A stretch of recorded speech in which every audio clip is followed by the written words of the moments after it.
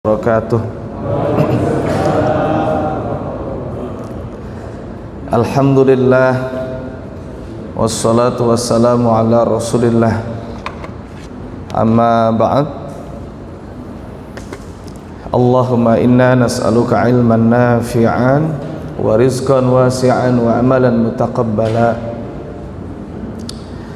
Bapak-bapak dan ibu sekalian yang dimuliakan Allah, kita bersyukur bisa ketemu untuk mendalami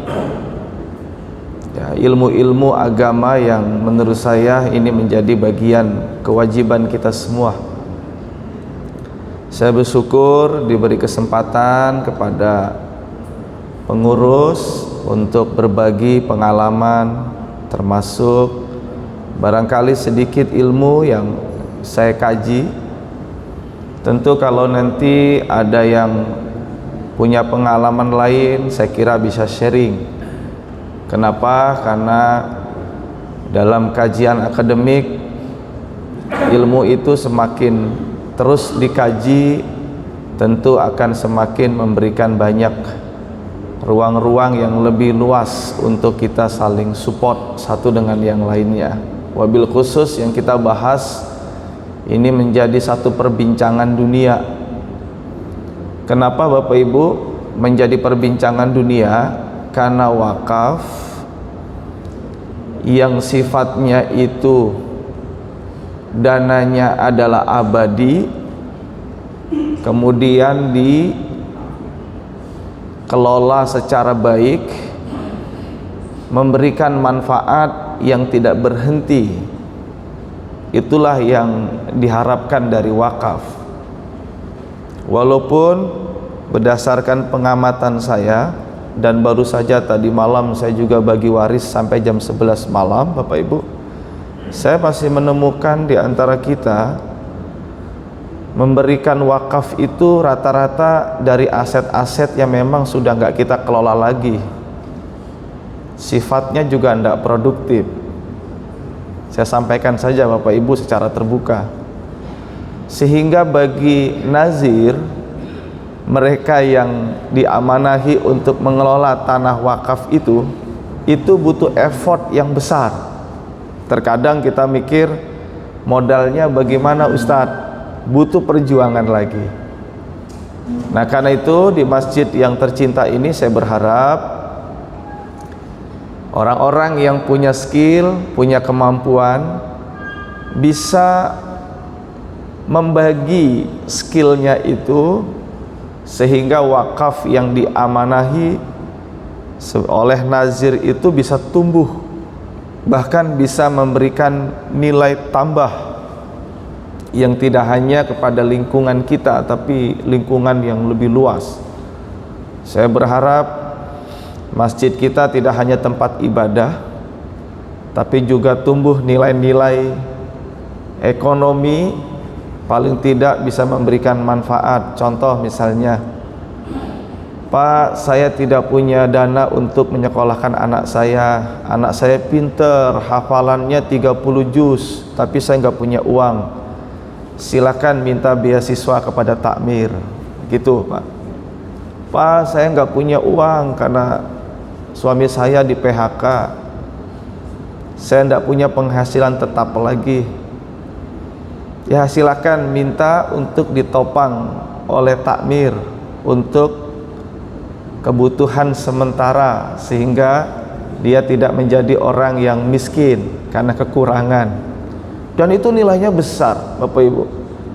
Bahkan kalau Bapak Ibu sekalian barangkali yang sudah pengalaman umroh atau haji yang baru-baru ini, Bapak lihat di tanah wakaf dibangun unit-unit bisnis secara ibadah. Hotel-hotel di sekitaran Mekah itu untuk mensupport kita yang beribadah di Mekah, tapi secara bisnis itu bisa memberikan nilai tambah yang saya kira kalau Bapak pernah berkunjung ke Zamzam Tower, itu berapa per malamnya? dan itu tidak ada persoalan Bapak Ibu. Ya disitulah yang akhirnya menjadi satu bahasan secara global. Generasi-generasi muslim dunia sekarang sudah mulai berpikir. Ya saya kira di Singapura tumbuh masjid-masjid yang sudah dikelola secara produktif. Masjidnya tetap ada, tapi sektor-sektor ekonomi di sampingnya itu tumbuh. Saya pernah berpikir Bapak Ibu, karena banyak makam itu ada di pinggir jalan, ketika saya berbincang dengan para pakar di bidang wakaf, bagaimana coba kita desain di atas tanah makam itu ada unit bisnis. Nah, ini butuh orang sipil, butuh orang teknik yang merancang itu. Makamnya juga terlindungi, ya, tapi memang butuh perancangan yang kuat. Ya, saya kira Bapak Ibu sudah mulai banyak tumbuh unit-unit wakaf yang itu punya nilai tambah. Wabil khusus kalau kita bicara amal usaha Muhammadiyah, Bapak Ibu udah ndak usah lagi berpikir, karena seluruh aset yang dimiliki oleh Muhammadiyah dia adalah aset wakaf. Dan disitulah sekarang menjadi perhatian dunia, Pak. Pernah di Turki, ini sebagai sejarah sedikit pengetahuan Bapak Ibu, ada organisasi yang dipimpin oleh kelompok ya yang dia cukup bisa dipertanggungjawabkan secara ekonomi. Dia pingin Pak menciptakan unit-unit bisnis seperti yang dimiliki oleh organisasi kita di Muhammadiyah. Tapi karena ada situasi politik yang tidak menentu, akhirnya dia surut Pak. Masya Allah, saya cukup mengikuti, tidak hanya sebagai pengamat, tapi memang saya aktivis di dalamnya Bapak Ibu. Terus tumbuh berpikir bagaimana tanah-tanah wakaf yang dimiliki oleh organisasi keislaman itu bisa masuk di ruang-ruang bisnis secara syariah. Ya, sehingga Bapak-bapak kalau ke Jogja, mohon sudah nggak lagi banding-bandingkan ada hotel yang harganya lebih murah dengan hotel yang dimiliki oleh SM Tower. Bapak Ibu sudah nggak lagi, yang penting kita berkontribusi lebih ketika menempati tanah yang di dalamnya ada lahan wakaf, apalagi secara tata kelola itu dikelola secara profesional untuk kepentingan umat. Ya, kampus-kampus kami contoh di Unmu Surabaya Bapak Ibu, saya kira ada orang yang berani untuk bertanggung jawab. Dia coba meminjamkan namanya sehingga dipercaya oleh lembaga keuangan syariah, tumbuh Pak. Dan itu nggak percaya orang lain melihat. Nah, dengan kebutuhan yang itu ditunggu oleh kita, mana buktinya? Mana bisa terlihat yang dikatakan kita bisa profesional mengelola itu? Itu kalau sudah wujud Pak, itu orang bergembira. Ada pimpinan cabang dekat-dekat kita di Sidoarjo, itu hampir setiap tahun pengurusnya ke luar negeri Pak, karena mereka mampu mengelola aset wakaf, sekolah, rumah sakit. Dan bapak-bapak juga bisa, karena mereka nggak digaji, tapi ketika ada manfaat yang dirasakan, dia ingin diberi hadiah kepada para pengelola itu. Dan itu nggak ada persoalan Pak di kita. Nah, disinilah Bapak Ibu saya ingin mempertajam bagaimana sedikit ilmu-ilmu terkait tentang wakaf. Kalau di Surabaya saya sudah punya pengalaman Pak, karena saya sudah meneliti dan punya pengabdian khusus wakaf di Surabaya.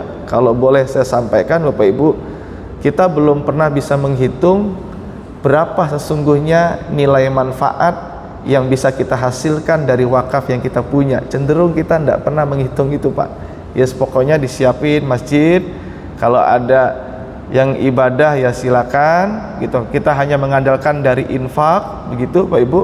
Dan begitu terus. Kita nggak pernah menghitung berapa nilai manfaat yang seharusnya bisa diberikan untuk umat dari masjid kita. Cenderung kita nggak pernah Bapak berpikir sampai ke sana. Nah, karena itu saya cukup bangga melihat perkembangan masjid kita terus menerus ya tumbuh. Yang berikutnya Bapak Ibu, ayat ini saya tampilkan untuk mengingatkan kita, walaupun secara khusus ayat ini berhubungan dengan waris. Kenapa saya tampilkan begini Pak? Tadi malam sampai jam 11 malam tuh saya bagi waris Pak Ibu. Karena asetnya banyak, saya kira cepet lah jam 9 selesai. Ternyata enggak juga Bapak Ibu. Sampai ada mereka yang bertanya, boleh enggak saya mohon mendapatkan bagian yang ingin saya harapkan, karena saya pingin dari bagian nanti yang diberikan kepada saya dari harta waris itu saya pingin wakafkan untuk orang tua. Bayangin loh Ibu, kalau saya hasil appraisal itu nilainya 1,2 miliar. Ya kalau nanti misalnya Pak Anas pingin mengejar, ya dekati aja dokter Absor itu. Silakan. Dan itu luar biasa Pak Ibu. Dari mereka-mereka yang punya kelebihan secara ekonomi, dia pingin memberikan yang dia terima itu diberikan untuk orang tuanya. Padahal sedikit Bapak Ibu, kita sebagai seorang calon si mayit harusnya kita sudah bisa merancang, karena kalau kita bicara wakaf yang juga pernah kami bahas di Munas Tarji di Pekalongan kemarin, itu ada poin berapa maksimal kita bisa mewakafkan aset yang kita punya. Yang di situ ada kalimat 1/3 dari harta yang kita punya. Jadi Bapak punya peluang ketika masih hidup, jangan menunggu meninggal nanti. Belum tentu ahli waris Bapak Ibu itu mempersiapkan untuk Bapak. Apalagi keturunan kita secara ekonomi tidak punya kemandirian. Itu bisa dipersiapkan dari sekarang itu Bapak. Ya Bapak Ibu, tujuannya apa? Agar ada harta yang kita miliki itu sifatnya sustainable. Ya alhamdulillah kemarin saya Sabtu kajian di Masjid Al-Anwar. Tanahnya wakaf yang rumahnya kalau secara bisnis Pak, wah itu nilainya berapa itu? Saya pernah tanya, luasnya 10 kali 30 di pinggir jalan persis Pak. Itu wakaf dari seorang dokter. Bangunan masjidnya itu wakaf lagi dari orang lain, makanya namanya Al-Anwar. Jadi bapak-bapak di masjid ini juga bisa takmir, tidak usah kaku, boleh silakan membangun mana, dikasih nama yang memberi wakafnya. Gitu Bapak. Jadi dipersilakan itu, kita boleh. Ya di sini. Jadi ayat ini Bapak Ibu, laki-laki, perempuan, dia dapat bagian dari apa yang ditinggalkan oleh orang tua dan karib kerabatnya, yang itu dibagi berdasarkan ketentuan yang difardukan oleh Allah Subhanahu wa taala. Nah, karena itu nanti Bapak Ibu, ayat ini saya kira jangan dilupakan, dan saya sudah mengembangkan bagaimana waris itu dikelola secara model wakaf. Nanti saya kasih modelnya Bapak Ibu. Secara pengertian sedikit saya ingin menyampaikan dengan pemahaman yang lebih kontemporer yang bisa kita coba pahami Bapak Ibu. Wakaf, banyak para pengkaji ekonomi Islam sekarang itu sudah menyebutkan wakaf itu instrumen ekonomi yang punya potensi untuk kehidupan sosial. Itulah wakaf. Itu artinya Bapak Ibu, kalau kita hitung-hitung, ada zakat, ada infak, ada sodakoh, ada hibah, ya Pak, kemudian ada wakaf, kemudian ada wasiat. Itu kalau yang betul-betul sifatnya itu abadi Bapak Ibu, dan tidak boleh habis nilai pokoknya dari aset itu, ya wakaf itu.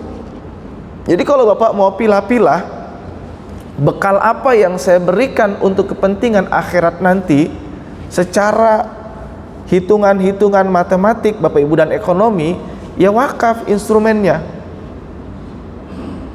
Karena siapapun sebagai nazir Orang yang diamanahi untuk menerima wakaf itu, dia wajib tidak boleh menghilangkan aset itu. Kalau dia menghilangkan, maka dia dituntut untuk mengganti. Makanya Bapak Ibu, negara kita juga strict. Ada sertifikat wakaf atas nama siapa. Bahkan ulama-ulama kita cukup juga punya ikhtiyat, Bapak Ibu, kehati-hatian. Kalau ingin merubah fungsi dari wakaf itu, dia harus izin dulu itu, Ibu. Karena jangan sampai maksud dan tujuannya itu hilang. Makanya disinilah yang sedang menjadi perbincangan para ahli-ahli ekonomi. Alhamdulillah Bapak Ibu, dalam kajian-kajian di situ saya sudah menambahkan bagaimana waris yang diterima oleh Bapak Ibu itu bukan hanya untuk kepentingan ahli waris, tapi juga kepentingan sosial. Sehingga saya bagi itu 3 distribusi. Ini buat pengetahuan Bapak Ibu sebagai pendalaman. 1, distribusi dari manfaat yang kita hasilkan itu bisa kita berikan yang sifatnya adalah muqayyad, untuk orang-orang yang memang sesungguhnya dia yang berhak menerima manfaat. Itu kalau waris begitu Pak, dibatasi. Tapi kalau wakaf Bapak Ibu, Bapak beri seluruh mereka yang membutuhkan, baik yang instrumennya disebut dia orang yang asnaf zakat, maupun untuk kebutuhan yang lain. Itu Pak Ibu. Makanya saya sering menyebut, ayo gembira, ayo tersenyum. Kita ini manajernya Allah Subhanahu wa Ta'ala. Jadi bapak-bapak pengelola masjid, bapak-bapak ini operatornya Allah lah Bapak Ibu. Jadi jangan bersedih. Kalau bisa kemampuan bapak, potensi itu diserahkan betul untuk mengelola ini. Nanti bapak-bapak akan punya nilai yang saya kira mungkin orang lain gak banyak lihat, tapi Allah menghitung secara baik itu. Nah disitulah, sehingga ini menjadi satu bagian dari filantropi Islam yang terus diupayakan. Hanya saja Bapak Ibu, kalau boleh saya mengkritik, kadang mereka yang ngelola di lembaga wakaf dengan zakat itu beda Pak. Kalau boleh saya bahasakan, mereka yang ngelola zakat itu, dia itu basah, kalau wakaf itu cenderung dia kering Pak. Karena kadang dia mikir, dari mana kita bisa menggaji pengelola wakaf? Karena pikirannya wakaf itu nggak punya nilai hasil, gitu loh Bapak Ibu. Sementara kalau zakat Bapak Ibu, dia ada hitungannya. Pengelola zakat sebagai amil, dia ada penempatannya. Bentuknya apa Pak? Ya amilin di surah At-Taubah itu. Dan itu bahan, saya harus masuk di sini. Dan cenderung kita nggak pernah, saya biar ngelola wakaf aja Pak. Karena kita belum berpikir Bapak Ibu, wakaf itu punya penghasilan yang bisa dikembangkan lebih luas lagi. Ya di situ Pak Ibu. Nah karena itu mudah-mudahan ini bisa dikembangkan oleh Bapak Ibu di amal usaha yang saya kira ini terus kita pikirkan. Barangkali nanti ada pengembangan unit-unit apa. Contoh Bapak Ibu, ini jumlah yang hadir bapak-bapak di sini, ini kan saya kira kepala keluarga. Ya, Ibu. Selama ini Bapak Ibu kan beli barang ya sembarangan aja. Sumbernya ini dari mana, yang miliknya ini milik siapa. Sekalipun secara muamalah itu nggak ada persoalan. Tapi ketika kita ingin berpikir ekonomi umat, Bapak Ibu bisa ciptakan itu. Bahkan Bapak Ibu bisa mengembangkan sektor-sektor bisnis-bisnis yang lain. Contoh, adakah takmir kita sudah menghubungi para petani di daerah-daerah lumbung padi yang itu bisa bersaing harganya dan bisa memasok untuk kepentingan jamaah kita di setiap kepala rumah tangga. Kita bangun Pak unit bisnis mart yang ada yang dimiliki oleh masjid. Biar parkirnya tetap ada di bawah, Bapak naikin di atasnya mart yang itu bisa dimiliki oleh Bapak Ibu semua. Selesai Pak ekonomi. Apalagi air minum yang Bapak Ibu butuhkan. Kita selama ini kan beli sembarangan aja Pak. Ini milik siapa, dari mana. Sudah dipasok oleh masjid, setiap rumah berapa galon kebutuhannya. Nggak ada yang sulit Bapak Ibu kalau kita mau. Hanya saja kita sering berpikir Bapak Ibu, apakah memang dunia ini milik mereka, bukan milik kita, sehingga kita mengatakan bahwa memang dunia ini ketika yang kaya itu milik mereka. Bukan Bapak Ibu, itu karena kita tidak mempersiapkan secara berjamaah. Itu Ibu. Karena itulah Bapak Ibu, ini ayat yang berhubungan dengan wakaf di surah Ali Imran ayat 92. Itu kan kalimatnya A'udzubillahi minasyaitonirrajim, lan tanalul birra. Dan tidaklah kamu itu memperoleh kebajikan, kata Allah, hatta tunfiku mimma tuhibbun, sampai kamu itu menginfakkan apa yang kamu cintai. Dan nanti kalau Bapak Ibu buka di surah At-Taubah ayat 34, ayat 24, itu muncul Pak kalimatnya, jangan sampai perniagaan yang kamu khawatirkan kerugiannya, jangan sampai rumah yang kamu cintai, gitu Pak, lebih kamu cintai daripada Allah dan Rasulnya dan berjuang di jalan Allah. Jadi kita ini sebenarnya Bapak Ibu, kalau boleh kita evaluasi diri kita semua, kita cenderung masih sifatnya individual Pak. Nah ini memang terus kita tumbuhkan. Bukan berarti Bapak Ibu kita hambur-hamburkan, bukan. Tapi berjuanglah seperti Abu Bakar As-Siddiq, sahabat-sahabat Nabi, Utsman bin Affan, Abdurrahman bin Auf, sahabat-sahabat Nabi yang lain. Itu kalau bapak-bapak betul-betul ngerti sejarahnya Abu Bakar As-Siddiq, itu bukan hanya sekedar finansial Pak, seluruh keturunannya diminta untuk mengawal untuk keberhasilan dakwah Rasulullah. Lihat ketika Nabi ke Taif, yang itu dikejar-kejar, kemudian bersembunyi di satu goa, yang itu anaknya yang sedang hamil, yang dia untuk ngirim makanan, bagaimana biar tidak ketahuan, anak yang lain menghilangkan jejak. Dan itu memang luar biasa Pak Ibu. Bahkan itu menjadi satu isyarat dalam hadis Nabi, kalau kita wasiat itu kan seperti pengalamannya Abu Bakar, sepertiga dari harta. Itu ke sana. Nah ayat ini Bapak Ibu, termasuk ayat-ayat yang lain, ini harus sudah menginspirasi kita semua. Kenapa? Karena bertambahnya umat Islam sampai sekarang, pertumbuhan filantropi Islam tidak banyak Bapak Ibu.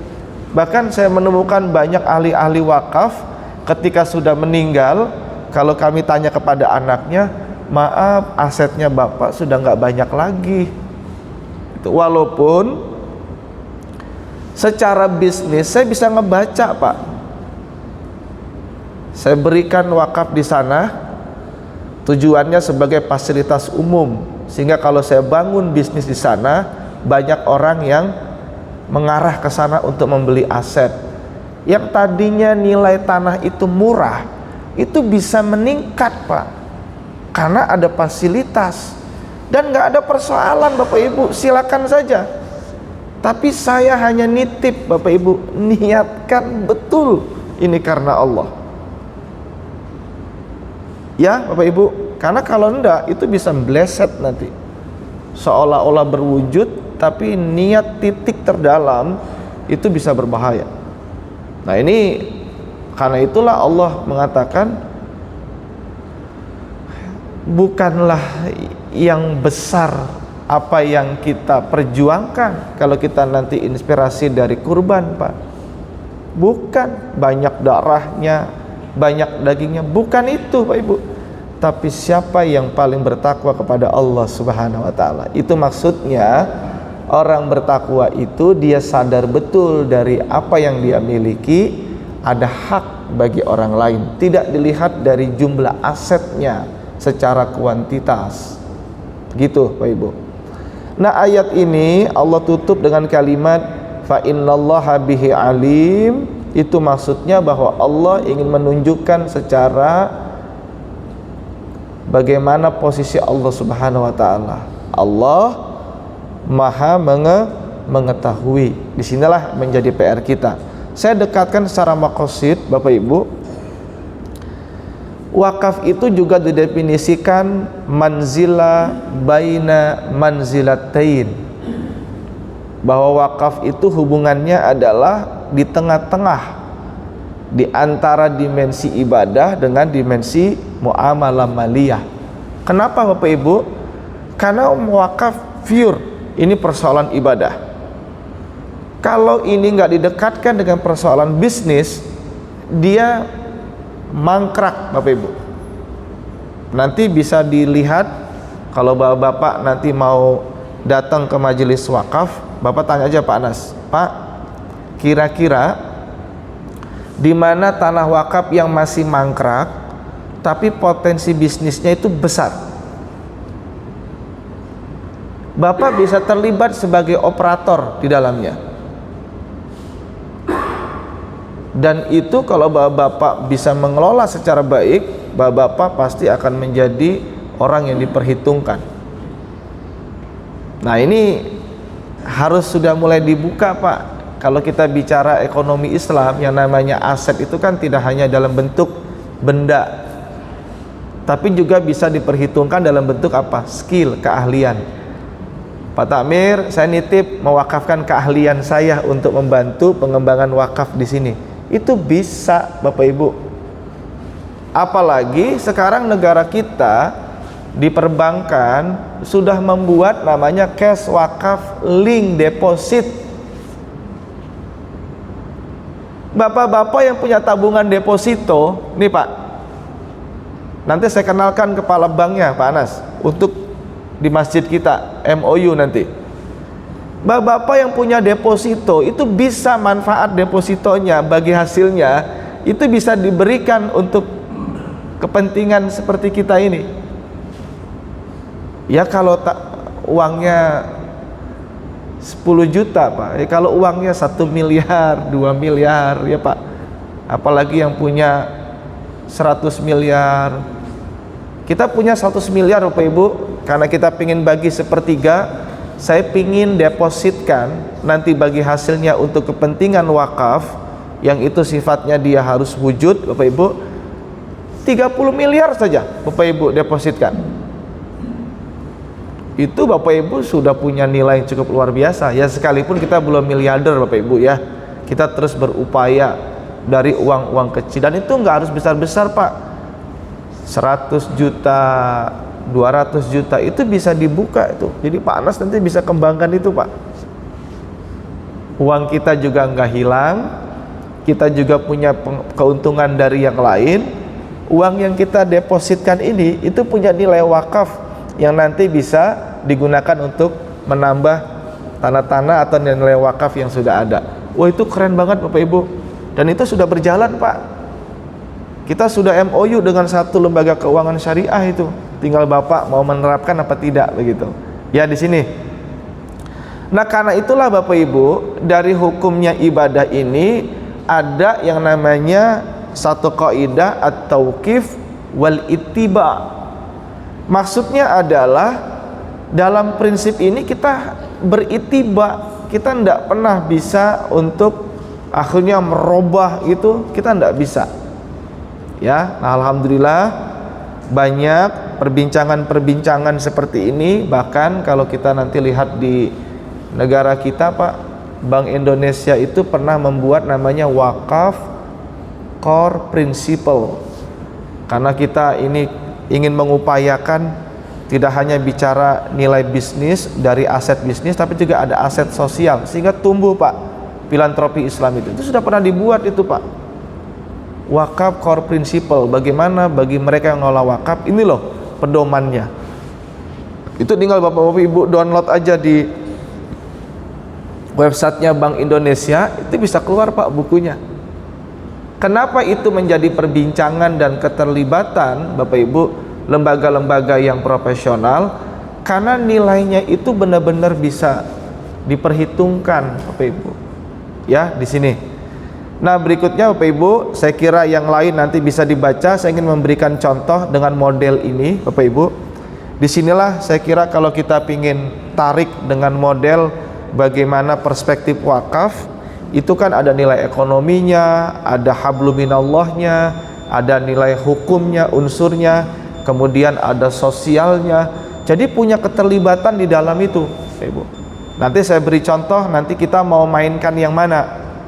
Bapak Ibu secara pribadi bisa mengembangkan wakaf dengan model wakaf ahli. Itu maksudnya begini, di dalam keluarga kita boleh wakaf, pengelolanya adalah ahli keluarga, yaitu orang yang ada di anggota keluarga. Itu boleh Bapak Ibu.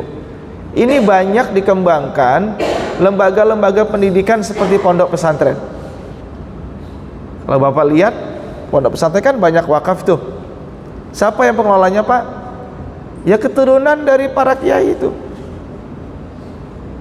Sehingga saya pernah dulu merancang bagaimana ya kalau nanti itu dananya dari luar kemudian dia nitip wakaf di satu lembaga pendidikan. Harus tercatat sebaik mungkin. Ketika nanti betul-betul ada pembagian waris, harus ada pembukuan yang jelas, karena wakaf nggak boleh didistribusikan. Itu Pak Ibu. Siapa yang tanggung jawab Pak? Kita sebagai nazir. Nah karena itu Bapak Ibu, kita nggak bisa sekedar nerima, enggak Pak, tapi betul-betul kita punya tanggung jawab nggak? Makanya Bapak Ibu sekarang dengan berkembangnya era-era sertifikasi, siapapun yang mereka ingin menjadi nazir, dia wajib ikut sertifikasi sebagai nazir. Nanti dari takmir saya kira sudah dipersiapkan Pak Nas, kan nilainya sertifikasi mungkin 3,5 juta. Mungkin tunjuk saja 2 orang dari takmir, siapa mungkin yang nanti diikutkan sertifikasi sebagai nazir wakaf. Ya boleh diambil dari dana masjid, karena itu juga untuk kepentingan pendidikan pengurus. Kalau memang pakai dana pribadi juga dipersilakan, karena juga ada kepentingan juga kita secara profesional. Jadi nggak apa-apa Pak, itu disiapin Pak piranti-piranti itu. Jangan kita berjalan aja, nggak, karena butuh orang yang bisa bagaimana pembukuannya, bagaimana kita mengembangkan tanah wakaf ini, lalu bagaimana tata kelolanya, itu harus ada. Ya Bapak Ibu ya, contoh sekarang masjid kita itu nazirnya siapa Pak? Siapa Pak? Pimpinan ranting? Ada nggak Pak nazirnya? Ya, diserahkan ke pimpinan ranting kemarin Pak. Ya itu harus ada. Karena kalau itu nanti nazirnya nggak ada Bapak Ibu, kita tidak bisa mendudukan ini sebenarnya siapa yang menjadi manajer utamanya dalam yang punya amanah ini, gitu Pak. Lalu dia bikin tim sebagai operator, takmir misalnya Pak, itu operator Bapak Ibu. Ya Bapak Ibu ya, nanti bisa dipersiapkan, nanti bisa komunikasi dengan saya akan sampaikan kalau nanti ada yang ikut sertifikasi nazir wakaf. Nanti saya nitip biar bisa ada pendampingan, karena memang cukup juga butuh effort Pak, karena nanti ada tesnya begitu. Yang kedua ada wakaf khairi Bapak Ibu. Wakaf khairi itu Bapak Ibu, kita sudah nggak mau mengelola tanah itu karena nggak punya kemampuan dan kesibukan. Saya serahkan kepada orang lain sebagai pihak luar. Ya seperti kita ini Pak. Ini kan diserahkan ini. Ya Bapak Ibu ya. Ya, disitulah kita saya kira sudah bisa mendefinisikan, atau dia wakafnya mustarok. Dia bersama-sama Bapak Ibu. Ada wakaf benda yang tidak bergerak.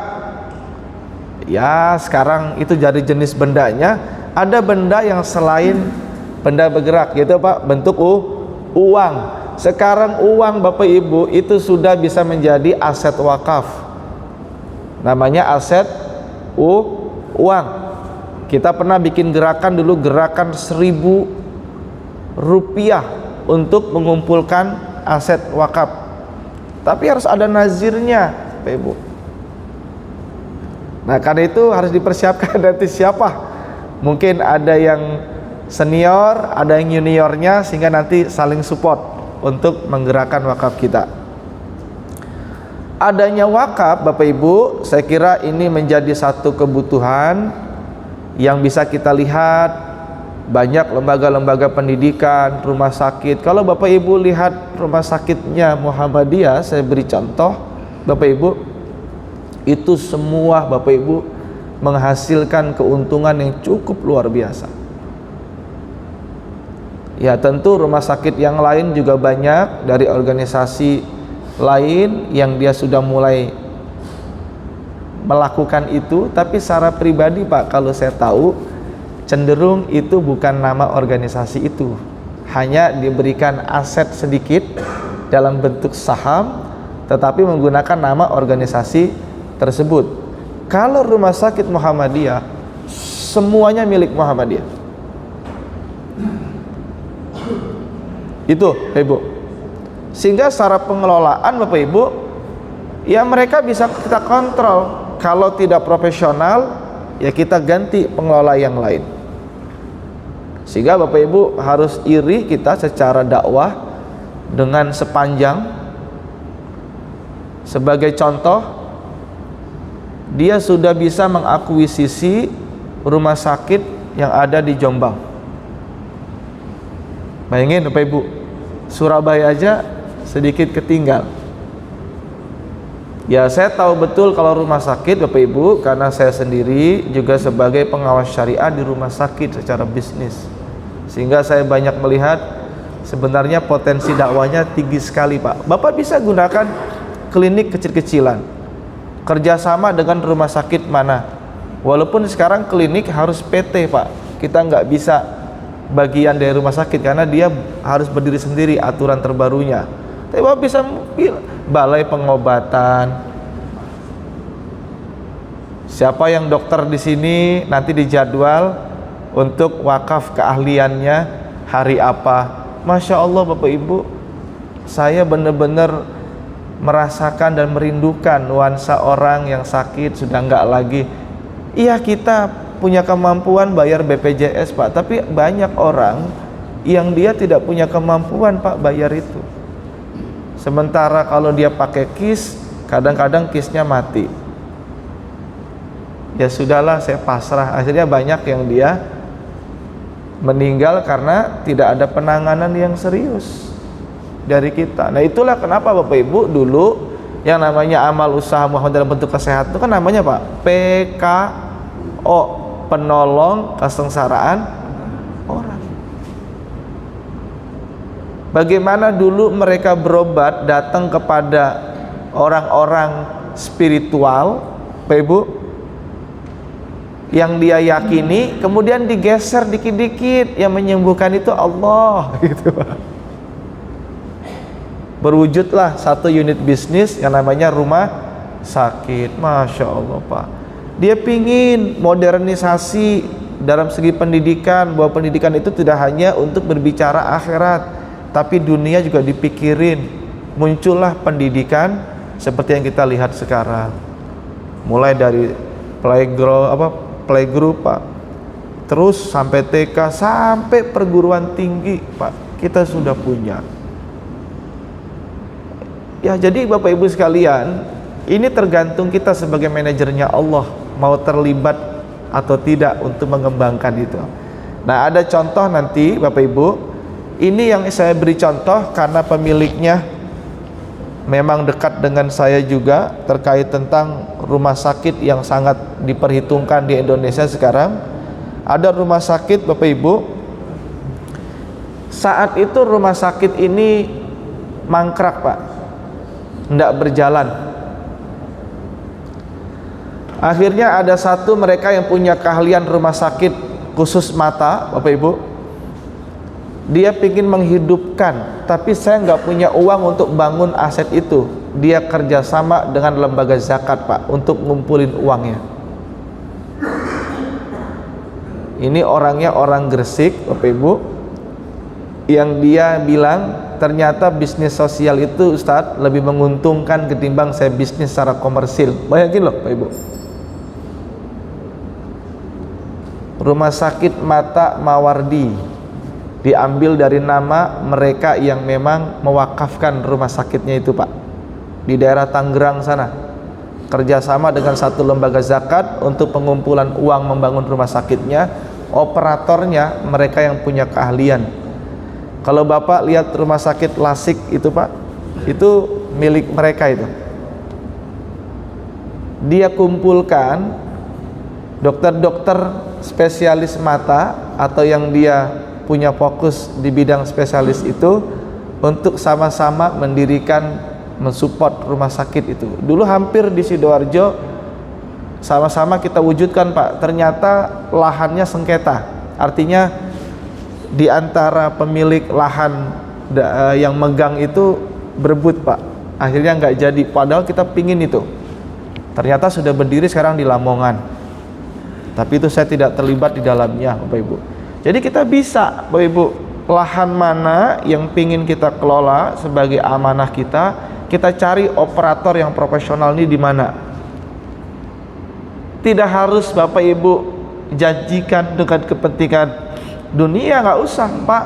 Kita pingin ini untuk membangun ekonomi umat, minta saja mereka. Nanti kalau sudah berjalan Bapak Ibu, karena rumah sakit itu juga punya penghasilan yang itu bisa dibagi, dengan sendirinya dia punya keuntungan yang berlipat-lipat Pak. Bahkan keridhaan Allah juga pasti muncul di situ. Ya ini, nah kan itulah Bapak Ibu, saya berharap kita juga bisa melihat contoh, misalnya alat kesehatannya kan mahal Bapak Ibu. Dari mana caranya Pak?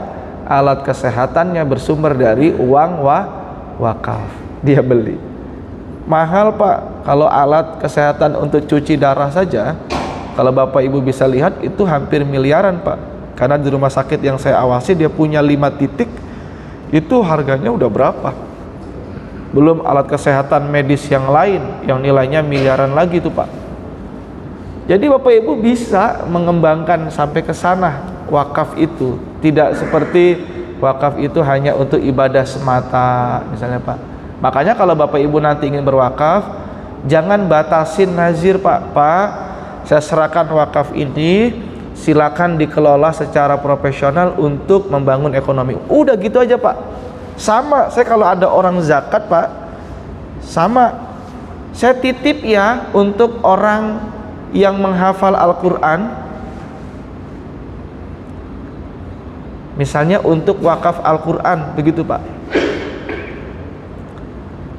Bapak saya tanya sekarang, Pak Anas di rumah Al-Qurannya ada berapa? Hampir kita punya banyak Al-Quran yang cenderung Al-Quran itu terbengkalai, berlebih Pak. Walaupun ada memang daerah sana yang membutuhkan, artinya Bapak Ibu serahkan kepada pengelola yang dia tahu mana yang harus diprioritaskan. Makanya di kampus Anas ketika ada dosen yang dia nitip uang secara muqayyad terbatas, saya kasih pengarahan dulu, karena kita prioritaskan itu fokus untuk beasiswa Bapak Ibu. Wah itu kalau Bapak Ibu tahu Pak, kita di kampus banyak yang berhenti kuliah gara-gara dia nggak bisa bayar Pak, bukan karena anak itu nggak pinter Bapak Ibu. Kenapa Bapak Ibu? Karena sistem ditutup, nggak bisa bayar sudah. Kita buka beasiswa untuk mereka. Alhamdulillah saya terlibat di dalamnya Bapak Ibu. Setiap satu semester kita tambah dari 50 sampai 75 mahasiswa. Bapak-bapak bisa terlibat di situ. untuk mengembangkan unit-unit apa yang itu bisa diarahkan untuk manfaat-manfaat yang betul-betul bisa Bapak Ibu rasakan untuk kepentingan panjang ke depan. Ini contoh Bapak Ibu. Ini ada negara kita punya yang namanya CWLS, Cash Wakaf Link Sukuk. Bayangin loh Bapak Ibu, negara kita Pak, karena menganggap wakaf itu menjadi penting, dia bikin format-format bagaimana sukuk dalam bentuk hutang negara secara syariah, ya Pak, itu dibentuk dalam model wakaf gitu. Masya Allah. Sama seperti tadi cash wakaf link deposit. Nah karena itulah Bapak Ibu, dalam mengembangkan seperti ini, saya kira nanti kita bisa melihat bandingkan antara CWLS, kemudian ada sukuk retail. Ini memang yang sedang berkembang, tapi banyak kita yang kadang nggak tahu Pak peluang-peluang ini. Jadi bapak-bapak yang memiliki dana itu bisa main dengan model-model yang sekarang sudah ditawarkan. Bapak tahu kalau misalnya ke UIN sana kan ada Pak itu Pak, dari SBSN Pak. Gedung ini dibangun dari SBSN apa Pak? Surat Berharga Syariah Negara itu. Tapi memang dibangun untuk kepentingan pembangunan negara dulu, tidak boleh yang swasta. Bapak bisa bermain di situ. Tantangannya Bapak Ibu di sini, minimnya edukasi wakaf. Terus terang saja, tata kelola kelembagaan wakaf masih di bawah standar. Kalau masjid ini, alhamdulillah karena bapak-bapak juga orang profesional, sehingga tercipta Pak nuansa profesionalitasnya. Beberapa masjid-masjid yang lain, dan saya dulu pernah sekali ke masjid, bahkan sebelum ngimami harus nyapu musolahnya dulu Pak, di atas pasar di Gresik sana. Saya tidak tahu karena sudah sepuh, beliau sudah meninggal, saya nggak tahu siapa penggantinya sekarang. Jadi dianggap itu nggak potensial Bapak Ibu. Ya Bapak Ibu, terbatasnya fundraiser wakaf. Jadi orang-orang yang untuk ketuk pintu yang mereka mau wakaf itu nggak ada Pak. Kita nggak ada Bapak Ibu. Yang keempat, kurangnya promosi program. Makanya di masjid kita kalau memang nanti ada pengembangan untuk asetnya bentuknya wakaf Bapak Ibu, yang itu memang harus pokoknya atau asetnya wujud dan ada dan nggak boleh habis, Bapak Ibu programkan saja. Silakan Bapak Ibu, kita punya program wakaf, ada wakaf tunai, ada wakaf yang lain yang untuk kebutuhan kita sekarang. Bapak sampaikan aja Pak, dan itu akan bisa terus memberi peluang. Nah sementara kita kan kotak kita ini aja, kotaknya namanya apa Pak? Zakat, infak, sodako saja. Ada nggak satu kotak untuk wakaf Pak? Belum ada. Nilainya nggak pernah habis, harus ada. Wakaf corner, buka Pak nanti Pak. Saya senang gitu kalau ada di masjid, kalau ada wakaf corner. Kita kan sudah mulai kembangkan waris tuh di kita. Ada wakaf corner, ada waris corner. Aduh Bapak Ibu, sekarang mungkin tidak manfaat buat Bapak Ibu, tapi nanti lembaga itu akan dirasakan oleh mereka-mereka yang tiba-tiba punya kebutuhan.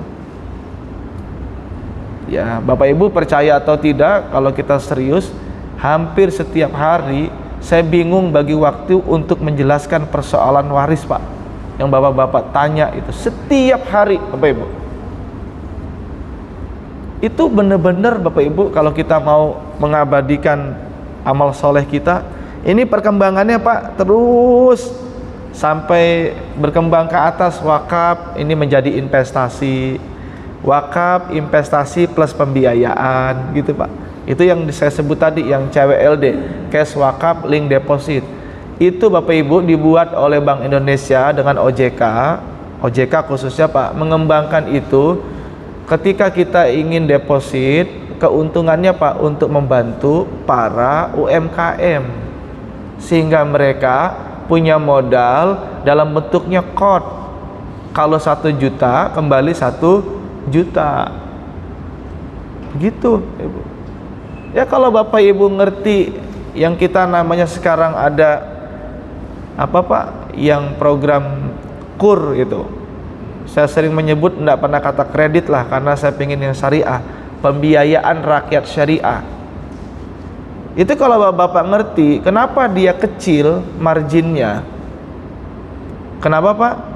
Karena ada subsidi itu Bapak Ibu. Yang ini sedang saya berupaya kembangkan di koperasi yang saya kelola di kampus Pak. Saya dapat amanah dan betul-betul saya serahkan keahlian saya untuk mengelola satu koperasi. Saya kelola Pak di kampus. Sekarang asetnya sudah 5,5 miliar tuh, 5 miliar sekarang. Tutup buku 2024 kemarin. Ya Pak Anas. Yang kemarin pemilihan, yalah saya serahkan ke forum. Kalau ada yang mau menggantikan, ya cenderung nggak ada Pak mereka yang mau begitu, nggak digaji, ngelola secara profesional, gitu Pak. Wah itu akan berwujud Bapak Ibu. Model pengelolaan wakaf yang saya kembangkan dari model waris ini Pak, saya ingin sampaikan. Ini saya sampaikan satu model Bapak Ibu. Jadi siapapun yang mendapat harta waris, dia boleh meminta menjadikan harta warisnya sebagai wakaf. Kalau ada 2 wakaf yang betul-betul dikelola, boleh diserahkan kepada nazir secara penuh, boleh sama-sama ahli waris dengan nazir, boleh juga dikembangkan oleh seluruh ahli keluarga. Ini yang saya kembangkan Pak dengan istilah insyabul miras bil wakaf al muqayyad wal mutlaq. Ini ya, jadi Bapak Ibu bisa lihat tuh Pak, keuntungannya bisa diberikan kepada nazir, bisa diberikan kepada untuk masyarakat, ya bisa juga dirasakan oleh ahli waris. Artinya Bapak Ibu, kalau keuntungan itu betul-betul bisa menghasilkan, itu juga bisa dirasakan juga oleh ahli waris ketika dia memang membutuhkan sebagai pengelola atau operator, gitu Pak. Kan tidak pernah habis Pak. Alhamdulillah dulu ini wakaf dari waris orang tua saya misalnya. Wah itu Masya Allah Bapak Ibu. Ya sekalipun kita di Muhammadiyah Bapak Ibu, banyak juga tempat-tempat atau unit bisnis amal usaha itu yang kita beli sendiri Pak. Tapi dulu Pak saya masih ingat, mertua saya itu rela sertifikat rumahnya dipinjam hanya untuk mengembangkan sekolah yang sekarang Pak, sekolah itu dikembangkan bahkan ngantri sampai 5 tahun ke depan. Manfaatnya kemarin kita sudah memberi kesejahteraan. Kalau rekreasi Pak, seluruh karyawan baik cleaning service diajak keluarganya semua untuk dia sama-sama rekreasi bareng-bareng. Kita bantu yang mereka nggak punya kemampuan sekolah sehingga bayarnya dia disetarakan dengan yang lain, sekalipun mahal-mahal Pak Ibu. Nah itu bisa kita rasakan ya. Mudah-mudahan nanti di masjid kita saya serahkan kepada takmir, kira-kira rapat sedikit aja Pak, merenung kira-kira unit bisnis apa yang bisa kita kembangkan untuk menopang masjid kita. Kalau saya sih Pak, sederhananya, kalau Bapak Ibu punya kemampuan hanya mat saja udah beres banget Pak, karena kebutuhannya jelas di sini. Saya lihat di keliling kita di sini, yang namanya mat itu di mana Pak tokonya? Jauh nggak? Depan, jauh banget Pak. Kalau ada ini, itu menjadi sentral. Ya sekalipun butuh effort dulu Pak, karena dulu waktu kita berupaya secara umat Pak mengembangkan MAT 212 MAT Pak, Masya Allah setelah saya ukur Pak, kenapa itu kemudian nggak gagal, saya bilang karena kita cuma awal-awal doang Pak, ngumpulin uangnya seneng, semua pingin girohnya, tapi ketika digoyang dikit situasinya, belanjanya kemana lagi Pak? Akhirnya pendapatannya menurun. Kenapa? Karena yang memberikan modal saat itu orang jauh-jauh. Habis Pak sekarang. Bahkan di Gresik juga tutup, yang di situ saya pengawas syariahnya itu Pak Anas. Kita udah nggak mampu lagi, ya sudah kembalikan saja. Artinya Bapak Ibu, secara bersama-sama kita umat Islam ini kita belum mampu menggerakkan. Karena itulah belajar betul kita dengan organisasi Muhammadiyah Pak, yang dia terus tumbuh. Ya, organisasi Islam lain yang dia punya kemampuan, kita belajar dari mereka. Benar Pak. Dan sekarang ini diiriin sama muslim-muslim di belahan dunia yang lain. Kenapa ada organisasi dia punya aset terkaya? Kalau kita pernah, saya teman saya di bisnis Muhammadiyah pernah menghitung Pak, berapa aset kita. Itu lebih dari asetnya Elon Musk itu. Karena pernah dikalkulasikan secara bisnis. Ya sekalipun Bapak Ibu, kalau kita di Indonesia, wakaf itu nggak ada nilainya. Kenapa Pak? Karena kebijakannya tanah wakaf itu masih belum bisa dijadikan sebagai jaminan Pak. Itu aja. Tapi nilai aset itu ada Pak. Kita nggak bisa menutup itu nggak bernilai. Nah ini terus kita upayakan dengan kebijakan-kebijakan lagi, mudah-mudahan itu diperhitungkan Pak, sehingga bisa menopang. Saya kira ini Bapak Ibu yang bisa saya sampaikan untuk memberikan tambahan pengetahuan kita. Saya hanya ingin menutup Bapak Ibu, di dalam kajian keuangan dalam Islam, instrumen pengelolaan harta itu dan distribusi harta Pak, seringkali saya menjelaskan Bapak Ibu, itu ada hibah. Bapak mainkan itu instrumen itu. Ada zakat, infak, sodako. Ada wakaf Bapak Ibu. Ada wasiat. Ini sosial Bapak Ibu. Ini sosialnya ini. Berarti berapa Pak? Sosialnya hibah, zakat, infak, sodako, wakaf, wasiat. 6.